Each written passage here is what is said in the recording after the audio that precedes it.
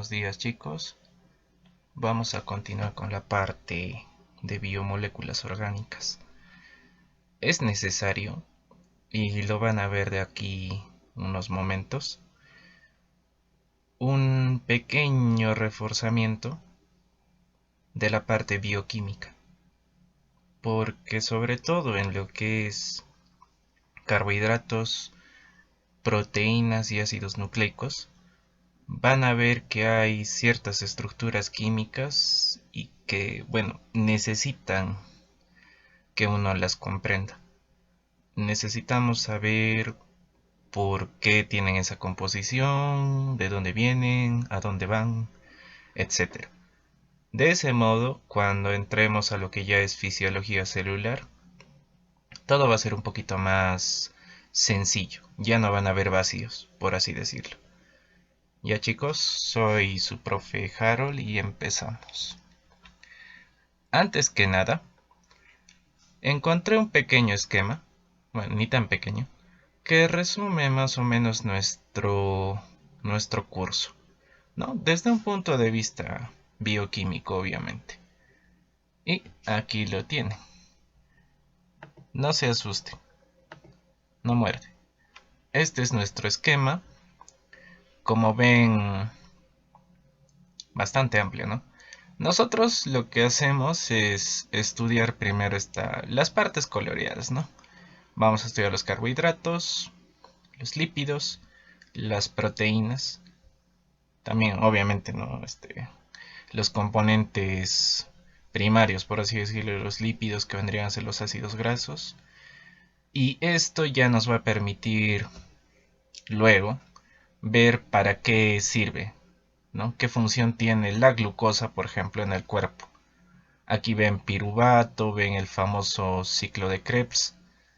Y igual acá en los triglicéridos van a ver que forma lipoproteínas que tienen una función específica.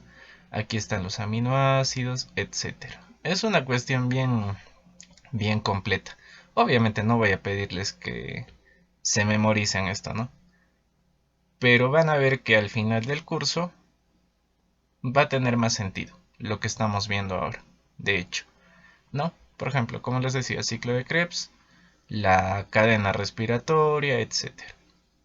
Todo esto tiene sentido, chicos. Sobre todo en el cuerpo, adquiere mucha importancia.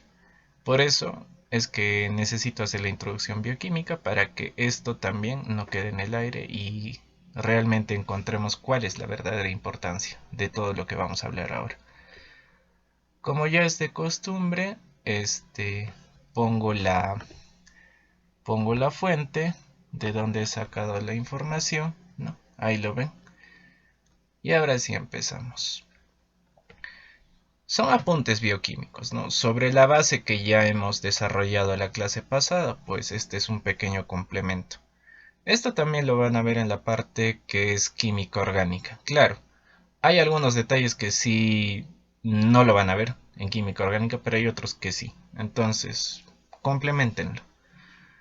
Como dice, ¿no? Los elementos más abundantes en los seres vivos, obviamente ya lo habíamos dicho, ¿no? Carbono, hidrógeno, oxígeno y nitrógeno.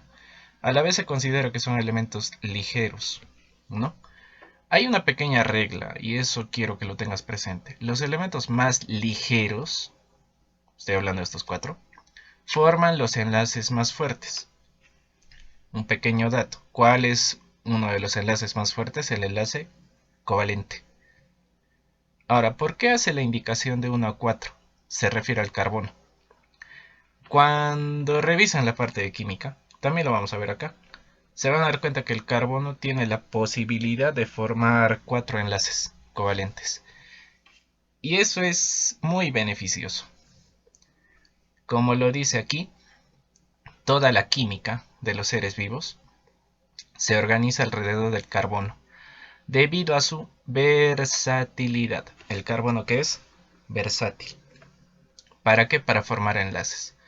No, por ejemplo, en este gráfico tengo el carbono, veo los tipos de enlace que puede formar, ¿no? Aquí, por ejemplo, se está formando un enlace doble, se puede enlazar con nitrógeno, enlace doble, doble, doble y enlaces triples. Y como nos dice también la figura, ¿no? Lo que no es tan usual en las biomoléculas es encontrar enlaces triples. ¿Por qué? Lo vamos a ver de acá un rato. Generalmente son enlaces simples, ¿no? Y algunas veces dobles. No se olviden, el carbono es sumamente versátil y eso es lo que de alguna manera ayuda a que los seres vivos en su estructura adquieran también cierta versatilidad para desarrollar ciertas funciones, ¿no?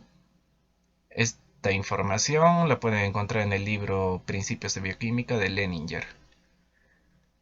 Entonces, como les decía, cada átomo de carbono puede formar hasta 4 enlaces simples y estables, con átomos de carbono u otros átomos, claro, no necesariamente con átomos de carbono. Dos átomos de carbono, ¿no? Dos átomos de carbono frente a frente pueden compartir 2 o 3 pares de electrones. No se olviden, esa es la parte química. Formando así enlaces dobles o triples. Es lo usual que sean enlaces simples. Los 4 enlaces simples van del núcleo a los 4 vértices formando un tetraedro. Profe, ¿cómo es eso? Me estoy perdiendo. Aquí el gráfico para ver todo esto. Estos dos conceptos, acá. Dice, aquí está el carbono y aquí están los enlaces que puede formar. Si forma los enlaces, dice que estos enlaces van del núcleo, consideramos el carbono como el núcleo, hacia los vértices. ¿Y qué figura me está formando? Un tetraedro. Ahí está, es un tetraedro. Solo como datos. Entre carbono y carbono, ¿cuánto es el ángulo? 109,5 grados. La longitud media del enlace es 0,154 nanómetros. ¿Eso qué significa? ¿Eso qué significa? Estarás pensando que eso no tiene utilidad. Me dice, la longitud es 0,104 nanómetros, es decir, acá ¿cuánto hay? 0,104 nanómetros. ¿Eso qué me permite? Que esta estructura de carbono-carbono enlazada por enlace simple pueda rotar. Por eso dice acá, esta propiedad le permite tener libertad de rotación.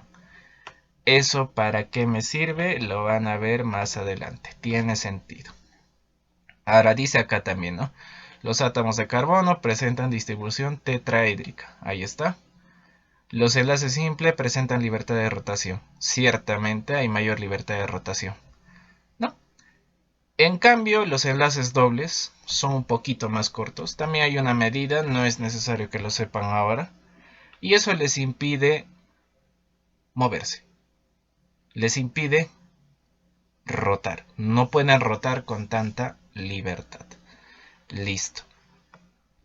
Entonces, la versatilidad de los enlaces carbono-carbono logra formar cadenas lineales y estructuras cíclicas. No solo lineales, ramificadas y estructuras cíclicas. Además de que sus formas, tamaños y grupos funcionales son variados. Tranquilos. La mayor parte de las biomoléculas son derivados de hidrocarburos, eso es cierto. Ahora, justo estábamos comentando acá, ahorita van a ver un gráfico donde están los grupos funcionales. Para todos los efectos, si yo quiero saber cuáles son la función de una biomolécula, debo revisar sus grupos funcionales. De acuerdo a eso, se definen las funciones de las biomoléculas, ¿no? Ahora, hay una manera de decirlo. Técnicamente, la personalidad química se determina por los grupos funcionales y su disposición en el espacio tridimensional. Lo voy a remarcar. Grupos funcionales y disposición en el espacio tridimensional. ¿Eso qué quiere decir? Que en una biomolécula a mí me interesa ver su composición y su estructura. ¿En dónde? En el espacio. No se olviden. No es simplemente que yo digo, ah, ese es un carbohidrato, qué bonito. No. Tengo que ver el grupo funcional y tengo que ver cómo se dispone en el espacio. Y claro, esa disposición es de acuerdo a estructuras lineales con ramas o cíclicas. Lo van a ver más adelante, no se preocupen, hay gráficos. Entonces, por ejemplo, yo tengo en este gráfico lo que son algunos grupos funcionales, ¿no? Por ejemplo, y lo van a ver también en química orgánica, el grupo metilo, éter, éster, amida, imino que va a aparecer también en los aminoácidos, anhidrido, acetilo, etcétera, ¿no? Esto es algo que tienen que saber, lo van a repasar también en el momento que hagan química. Y aquí hay algo interesante y quisiera que lo vean.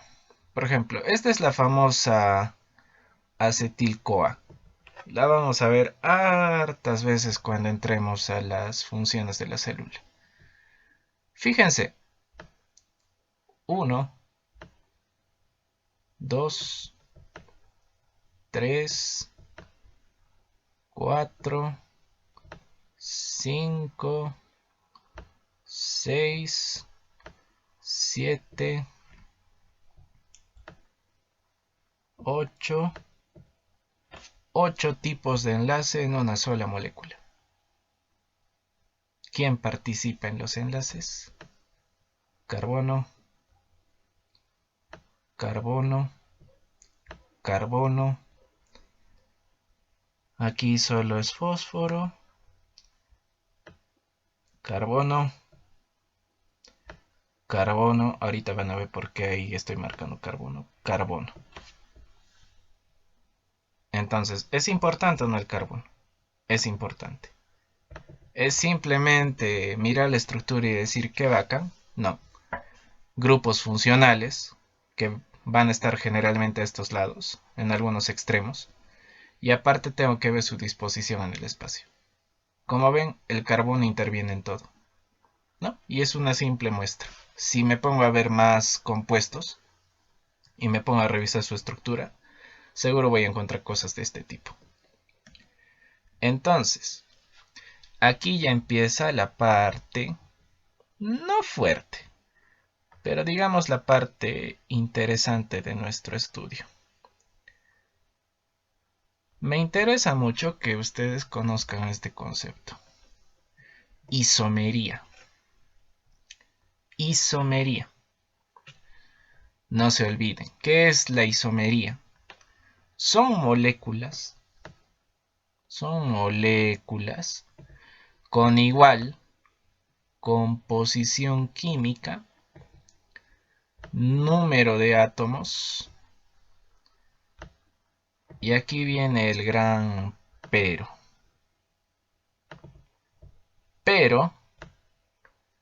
diferente arreglo de átomos, es decir,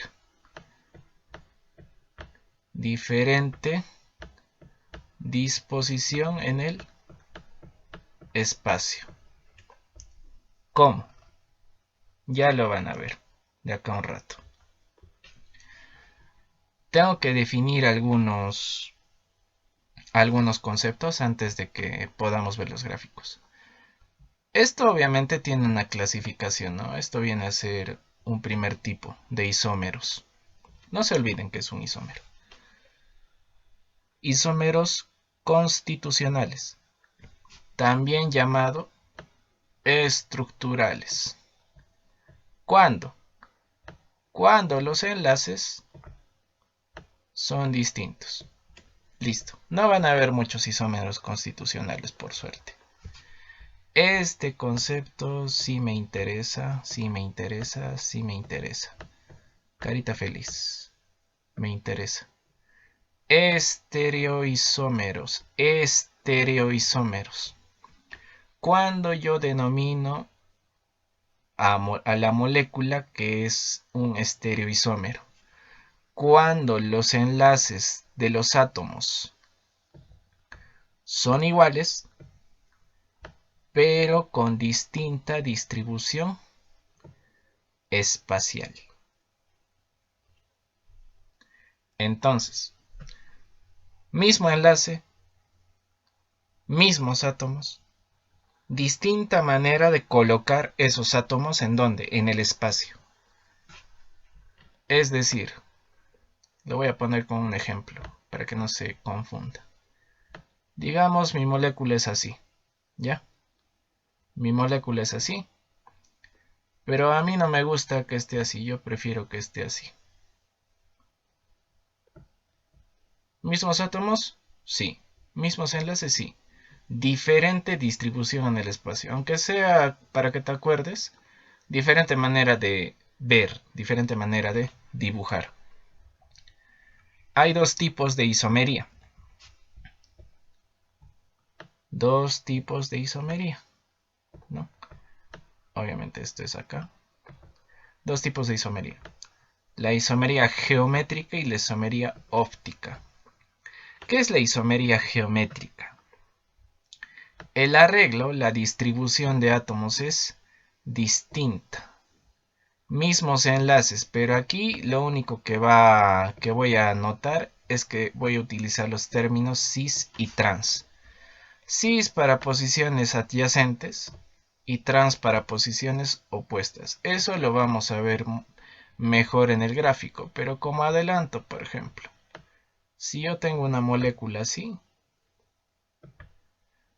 si esto es cis, me dice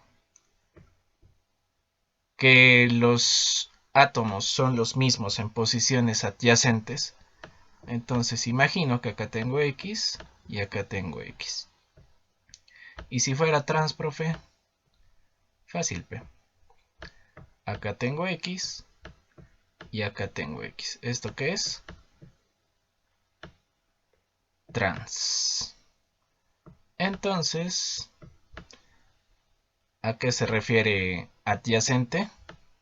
Mismo lado. ¿A qué se refiere trans? Lados opuestos. Y esta es la que más me interesa.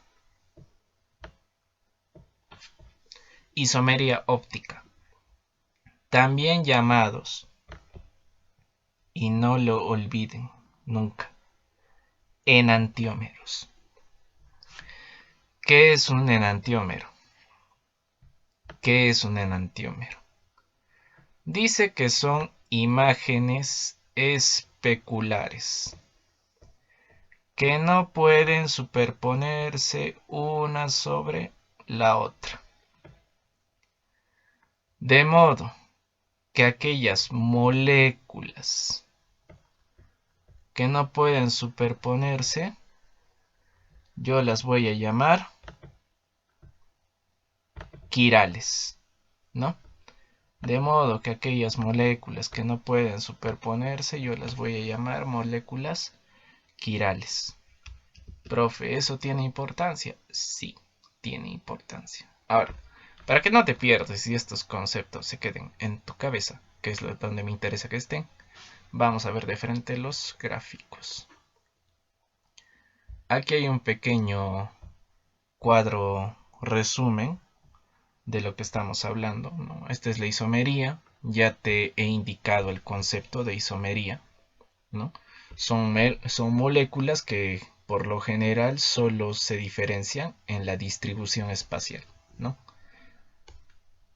Puede que los átomos sean iguales, etc. Hay algunas diferencias, pero lo que me interesa es que te aprendas estos conceptos. ¿Qué es un estereoisómero? Lo acabamos de ver hace un rato. Igual los enlaces son los mismos, las moléculas son las mismas, ¿qué cambia? La distribución espacial, ¿no? Y acá de repente te estás perdiendo un poco. Profe, ¿qué es un enantiómero? ¿Y por qué ahora aparece una palabra nueva? Diastereoisómero. Bueno, lo vamos a ver ahora. Primero, esto de los cis y trans. Bueno, este es un pequeño ejemplo de lo que son isómeros constitucionales, ¿no? Solo para que lo tengas en cuenta. No es necesario que te lo aprendas tampoco. Por ejemplo, ¿Qué es lo único que tienes que ver acá? Mira, aquí cambia. Cambia el enlace a este nivel, ¿no? Es básicamente la definición que hemos dado al inicio. Cambia el enlace en un isómero constitucional. El enlace cambia. Ahora, este es el famoso cis y trans. Ahí está el famoso cis y trans, ¿no? Entonces, por ejemplo, ¿por qué cis? Como ves, igual, igual. ¿Por qué es trans? Opuesto, opuesto. ¿Ve? No es algo de otro mundo. Y aquí viene el asunto. Vas a hacer de cuenta que esto, lo que estoy subrayando, haz de cuenta que esto es un espejo, ¿ya? Vas a hacer de cuenta que esto es un espejo.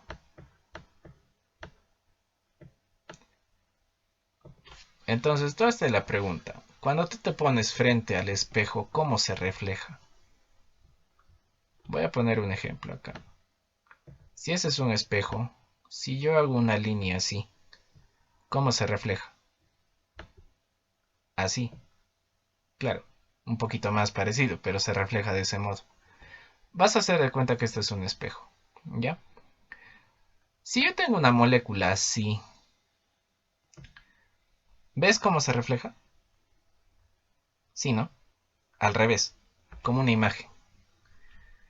A esa imagen que se genera del otro lado, a esta imagen, esa es a la que se le denomina imagen especular. La imagen que se genera en ese espejo imaginario, en este espejo imaginario que yo estoy creando, se le llama imagen especular, ¿no? Por ejemplo, en este caso, reflejo esto y me queda esto. ¿Esto qué es? Imagen especular. Ahora, la pregunta es, por ejemplo, si yo quisiera colocar esto encima de esto, ¿coinciden? No coinciden. No coinciden. Entonces, cuando llamo enantiómero, cuando la molécula original no coincide con la imagen especular. No coincide. No coincide. Listo. Eso es lo que te tienes que llevar a la cabeza, ¿no? Ahora, todo lo que no es enantiómero, ¿cómo se le llama? Diastereoisómero. Así de simple. Ahora, no voy a volver a repetir porque en las siguientes imágenes lo vamos a ver de nuevo. Algunos datos teóricos extra. Entonces, ¿qué era un estereoisómero? Son moléculas que poseen los mismos enlaces químicos, diferente configuración o distribución espacial de sus átomos constituyentes, ¿no? Ya viste, lo voy a dibujar de nuevo hasta que se te quede. Tienes un espejo, tienes un compuesto así. ¿Cómo se refleja? Así. ¿Esta qué es? Molécula original. Y esta es la imagen especular. ¿Son iguales? Lo voy a poner así. ¿Esto es igual a esto? No. Entonces, ¿cómo le llamo? Enantiómero. Listo. Lo mismo que estábamos hablando hace un rato, isómeros geométricos, llamados también cis y trans, poseen un doble enlace, dos centros quirales. Ahorita vamos a ver este pequeño concepto, ¿ya? Esto de los centros quirales es un concepto importante. Ahorita lo vamos a ver, ¿no? No te preocupes, tranquilo. Ahora, obviamente, ¿no? Como estamos hablando que se le llama estereoisómeros, entonces las interacciones, la manera en cómo se relaciona una biomolécula o cómo se relacionan las moléculas dentro de ya una macromolécula se le llama interacciones estereoespecíficas, ¿no? Son más que todo términos técnicos. Y aquí es donde quiero que prestes un poquito de atención, un poquito de atención. Esta parte es un poco tediosa porque son conceptos, pero cuando lo veas en imagen ya se te va a hacer más fácil. ¿Qué es un centro quiral? Centro quiral. Se denomina así al carbono asimétrico. ¿Qué es un carbono asimétrico? Es aquel que posee 4 constituyentes diferentes. 4 constituyentes diferentes. ¿Cómo? Tengo un carbono, acá puede tener X, acá Y, acá alfa y acá beta. ¿Cómo le llamo a este carbono? Carbono asimétrico. Entonces, a este carbono, ¿cómo se le llama también? Aparte, centro quiral. Generalmente vas a ver que le ponen un asterisco a los carbonos que son quirales. Cuando un carbono es quiral o cuando un carbono es asimétrico, cuando sus 4 constituyentes son diferentes. Eso obviamente a qué me va a dar lugar? A 2 estereoisómeros. Ojo, propiedades químicas semejantes, pero propiedades físicas y biológicas, otra vez más, biológicas diferentes. Te vas a dar cuenta por qué estoy remarcando eso más adelante. Ojo entonces, a modo de repaso. Pongo mi espejo, molécula original, se refleja, ¿qué me genera?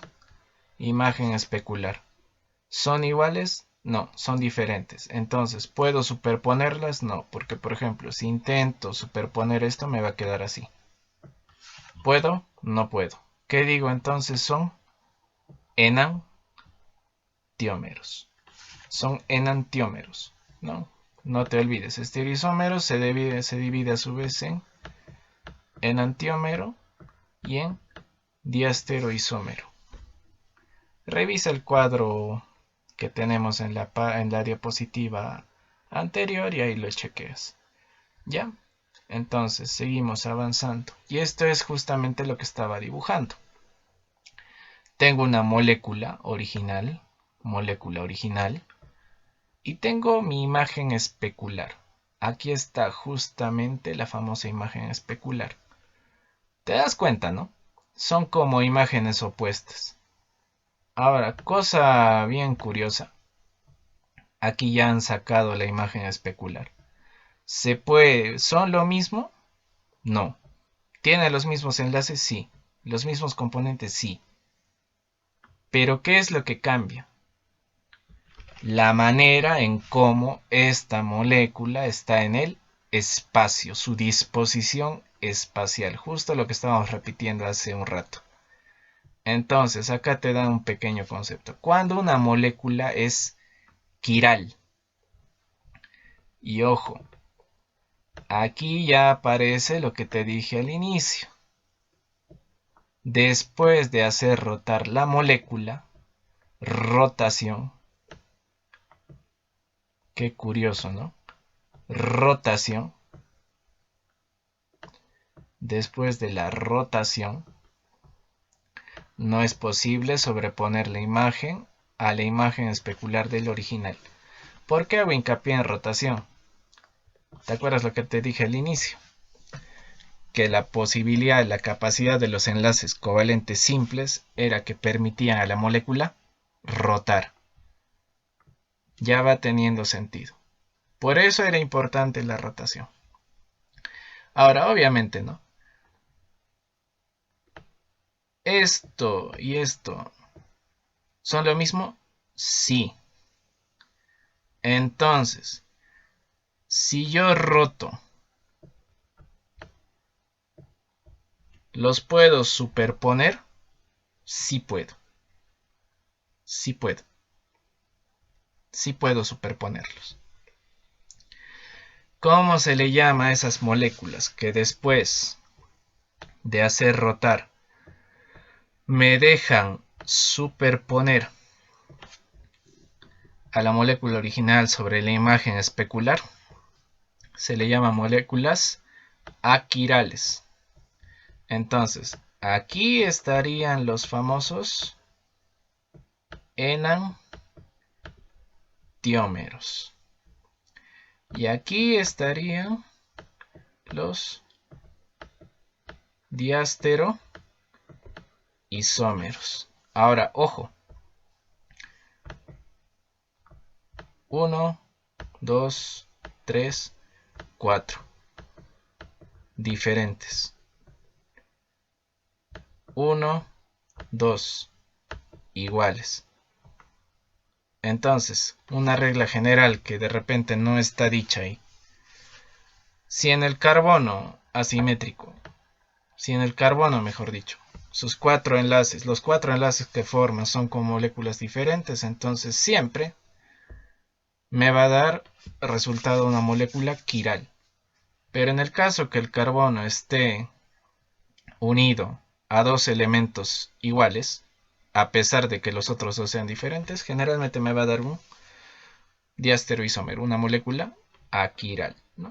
Ese es el detalle. Entonces, para que lo veas de mejor manera, plano de simetría o mejor llamado el famoso espejo. Aquí está nuevamente el carbono, ya está enumeradito. Lo único que tienes que hacer es mirar. Es como en tus manos. Si tú pones tus manos frente a frente, tu mano izquierda es imagen de tu mano derecha. ¿Las puedes superponer? No. Alguna manera de que tu mano derecha se vuelva tu mano izquierda? No. A eso es a lo que llamo estereoisómeros. Eso es a lo que yo llamo esa capacidad de no poder superponerse. A eso me refiero. Eso es lo que me interesa que sepas. ¿Ya? Entonces, algunos datos más. Una molécula con un solo carbono quiral puede tener dos estereoisómeros. Y ojo, pero solo uno de ellos es biológicamente activo. Es decir, en la naturaleza, solo uno de estos va a estar activo a nivel biológico. Y aquí, ¿no? Una pequeña regla matemática. Si hay dos o más carbonos quirales, por ejemplo, tengo carbono, carbono, carbono. Aquí estará con esto, tendrá un enlace, enlace, enlace, ¿no? Enlace. ¿Cuántos carbonos quirales tengo? 1, 2. Y aquí más le pondremos 3. Tengo 3 carbonos quirales. 4 enlaces, 4 enlaces, 4 enlaces. Y este que probablemente no está enlazado a nada. No está enlazado a nada. ¿Cuántos enlaces tengo entonces? 4. 4 para los 3 carbonos quirales. Entonces simplemente lo reemplazas acá. Profe, ¿cuántos estereoisómeros obtendré de aquí? 2 al cubo, 8. Listo. Ahora, enantiómeros. ¿Qué es un enantiómero? Es un estereoisómero que son imágenes especulares uno del otro, ¿no?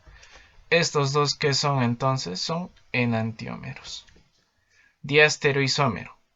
¿Qué es un diastereoisómero? Pareja de estereoisómeros que no son no son imágenes especulares entre sí. Listo. Entonces, a modo de repaso, enantiómeros, enantiómeros. Este compuesto es imagen especular, o sea, como si yo pusiera un espejo acá. ¿Se refleja de ese modo estos dos? Sí, profe. Este. Igual. ¿Se refleja? Sí, claro. Acá está su distribución espacial con bolitas también. Lo puedes ver también de ese modo. ¿Se reflejan? Sí.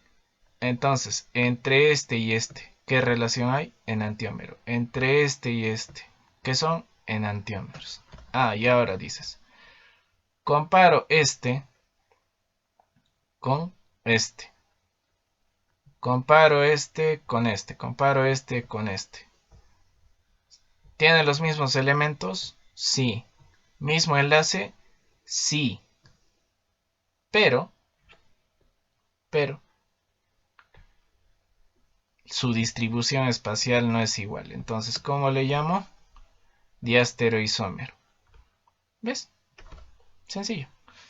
No hay por qué alarmarse si veo esto.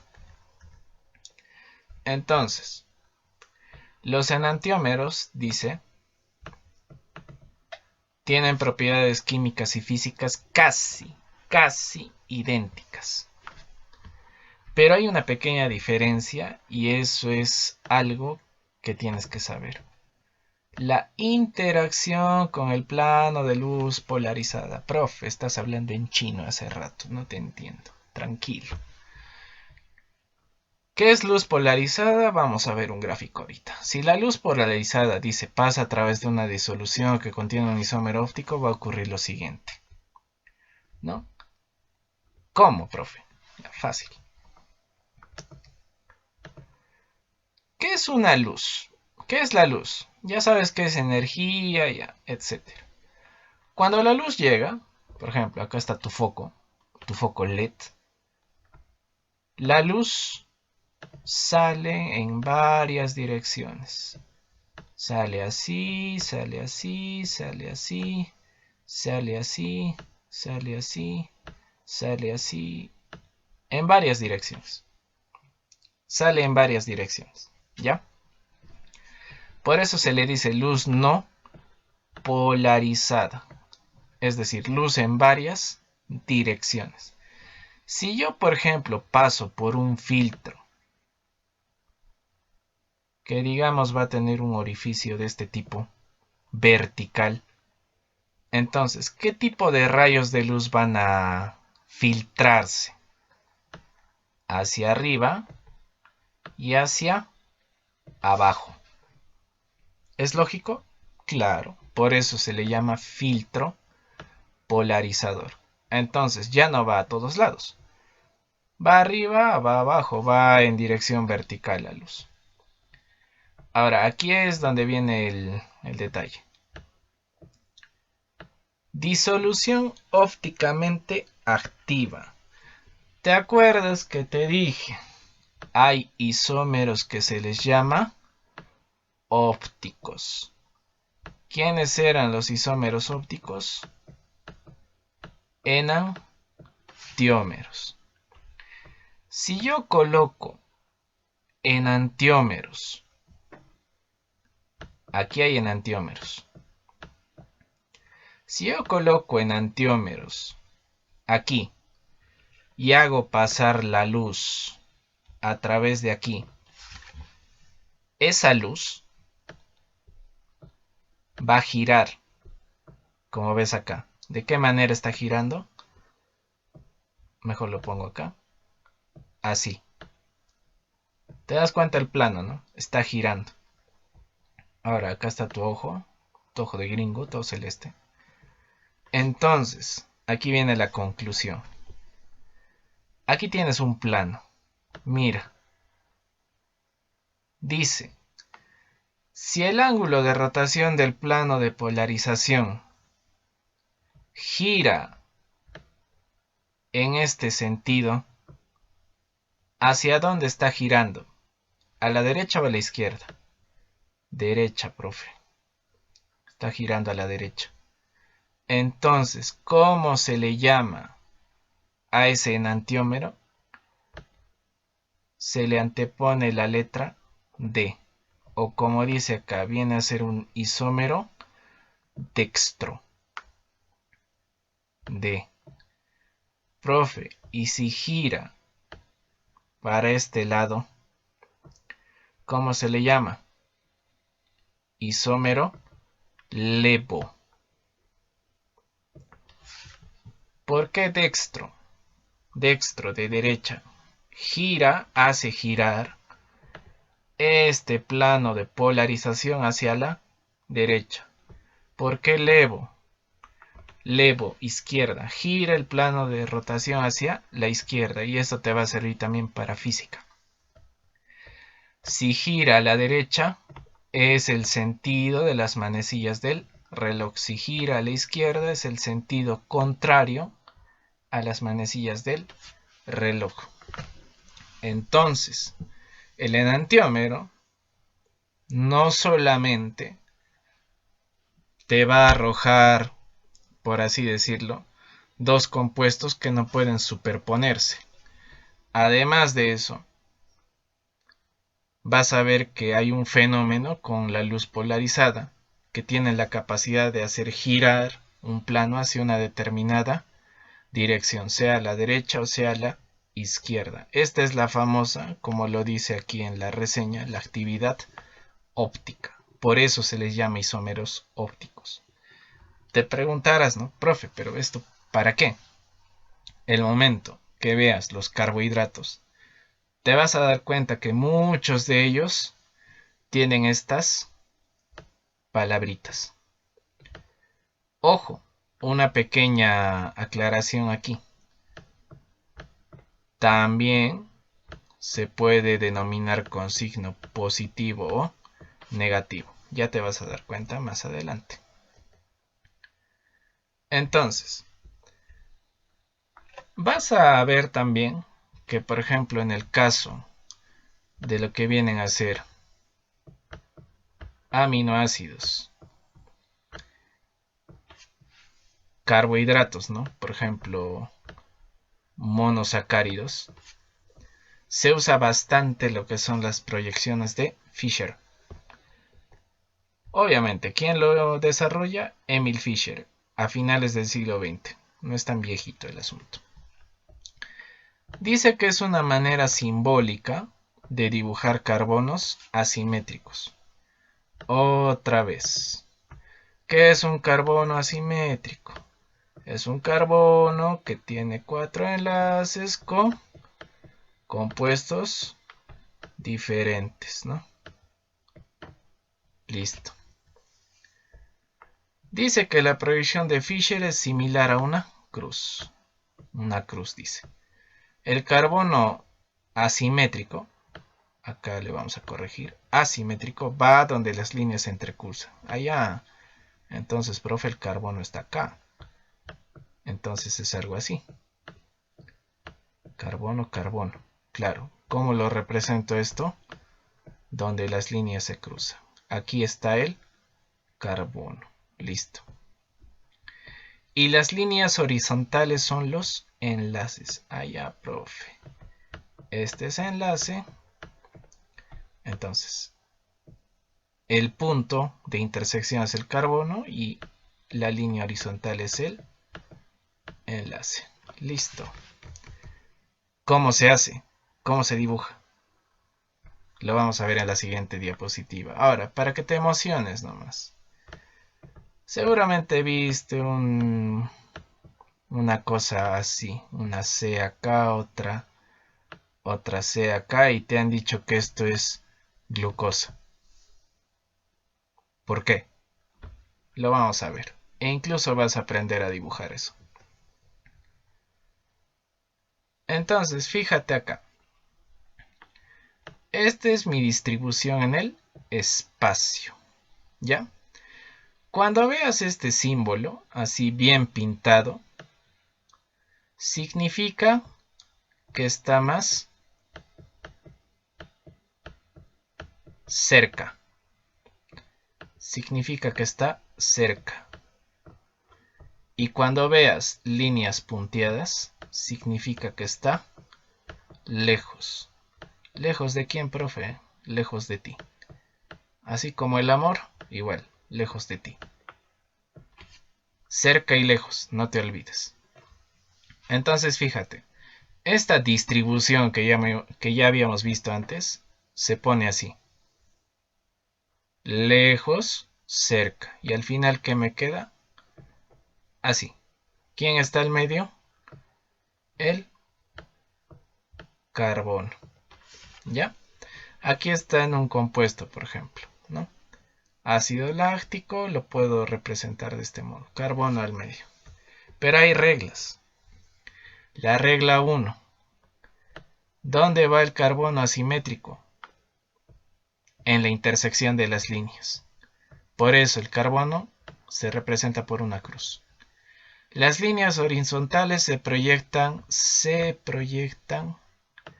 al observador, es decir, cerca. Las líneas verticales se alejan del observador, es decir, lejos.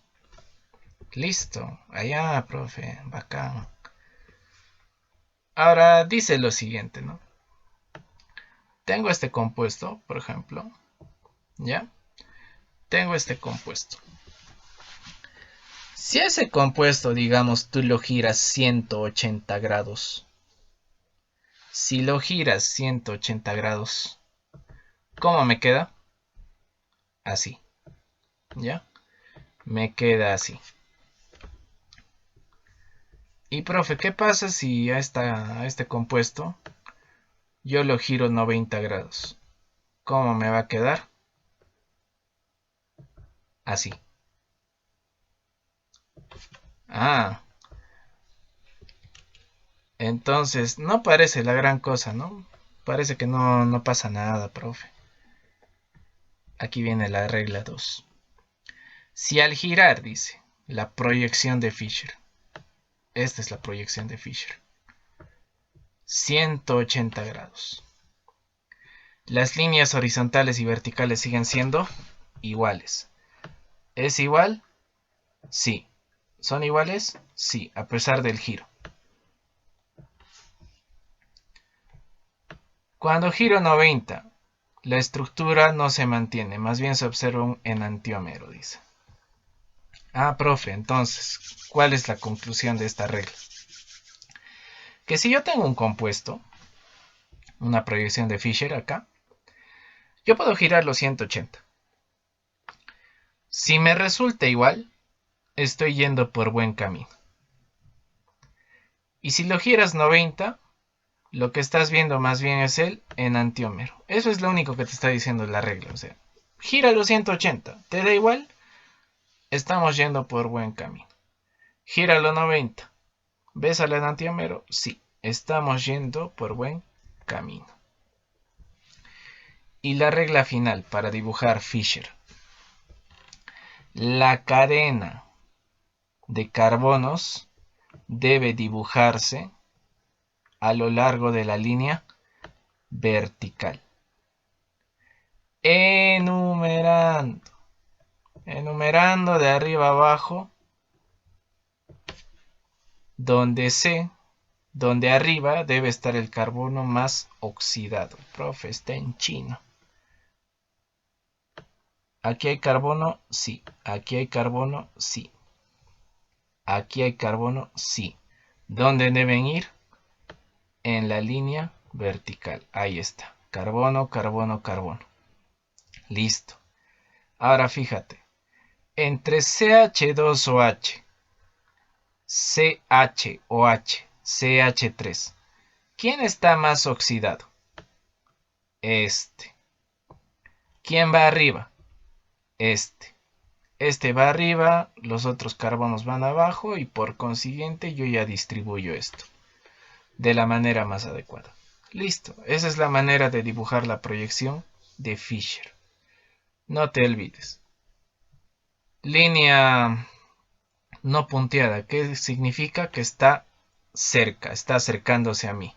Línea punteada se está alejando de mí. ¿Dónde coloco el carbono? En la intersección de las líneas, ¿no? Ahí al medio. Gira 180. ¿Es lo mismo? Sí, vamos por buen camino. Gira otra vez 90 grados. ¿Qué vas a obtener? Al enantiómero. Listo, es todo. No hay más ciencia que hacer. Esa es la manera de dibujar Fisher. Claro, ahorita no estamos viendo todavía los compuestos que nos interesan, ¿no? Solamente son las reglas. Ahora, aquí viene nuestro estudio. ¿Cómo dibujo? Porque eso es lo que me interesa ahora. ¿Cómo dibujo las imágenes especulares?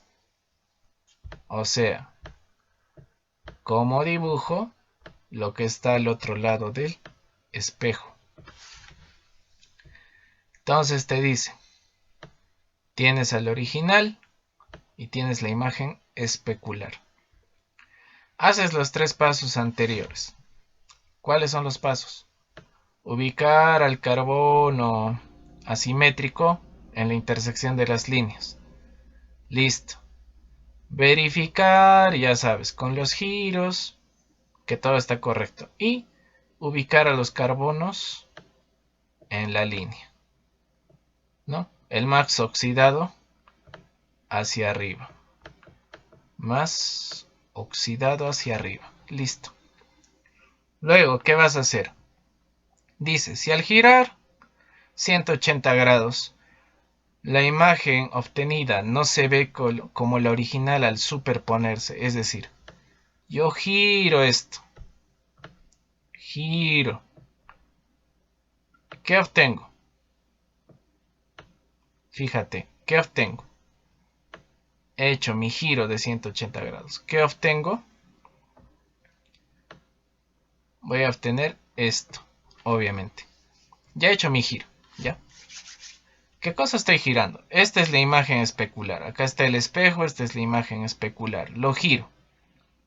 La imagen obtenida no se ve como la original al superponerse.